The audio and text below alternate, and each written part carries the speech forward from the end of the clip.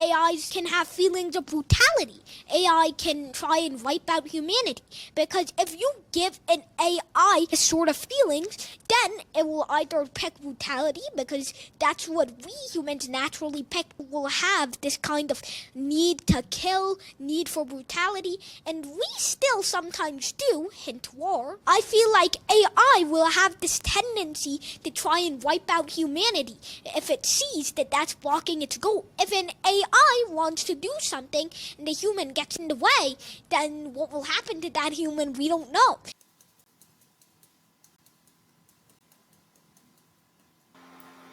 I know I have sometimes, but damn. Yes, AI has significantly progressed. Yes, AI is a powerful tool, extremely powerful. No, AI will not wipe out mankind.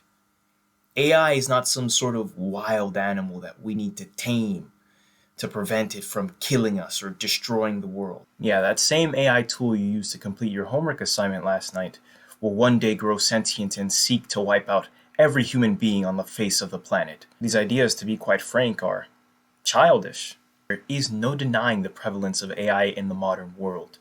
School students and computer programmers are already well acquainted with tools like ChatGPT, Gemini, Copilot, and the list goes on. To school students, these applications are trusted allies and co-conspirators, enabling them to miraculously produce essays minutes before they're due. To a teacher, however, these applications embody everything wrong with the modern generation. The poor English teacher has no way of ensuring that a student actually wrote the work that they handed in.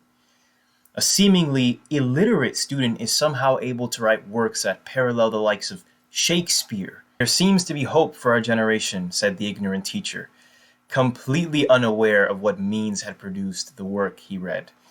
Now, I know that in 2015 we all watched a certain superhero movie whose antagonist was a ChatGPT turned murderer. But at the end of the day, we hold the keys. If AI wants to do something bad, we'll just pull the plug. Problem solved. I do also find it interesting that the problems that come from AI don't necessarily come from the AI themselves, but from how people use them. I think that points to a broader societal problem and not necessarily an AI problem. Maybe that's just a tendency we have as human beings, to exploit resources and use them for their gain without considering the potential consequences that can arise from that exploitation. That reminds me of something. Oh, sorry, I was getting off track there. I forgot that this video is about AI and not the hundreds of thousands of instances of exploitation that have occurred throughout human history. And what about something that's more in between? Something that's not necessarily bad nor necessarily good, but very interesting. Let's analyze this video. Keep seeing this e to the x. Can you explain it? In math, we call that the exponential function. The e is just a number. 2.718281828459. Please stop. It literally goes on forever. Your mouth's going to dry out. 747135262497572. Thanks for that. So that's e. Now e to the x on a graph looks like this. So what's the problem with that content? And the answer, of course, is that there is no problem with that type of content.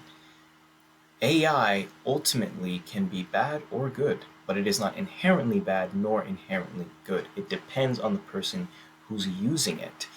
In this case, the creator is using AI to entertain his audience while at the same time explaining a mathematical concept. I actually love this creator's content. This is a perfect use of AI. But what about a more cynical use of AI? What does that look like? A more, if you will, evil use of AI.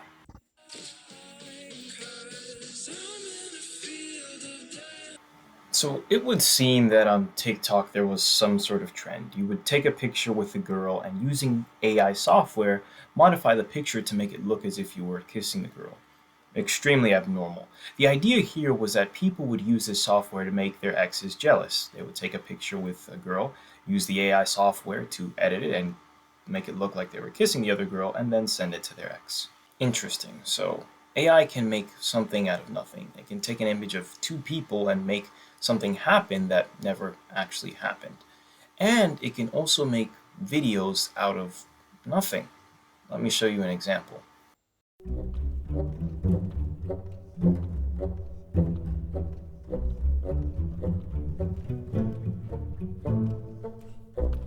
Now,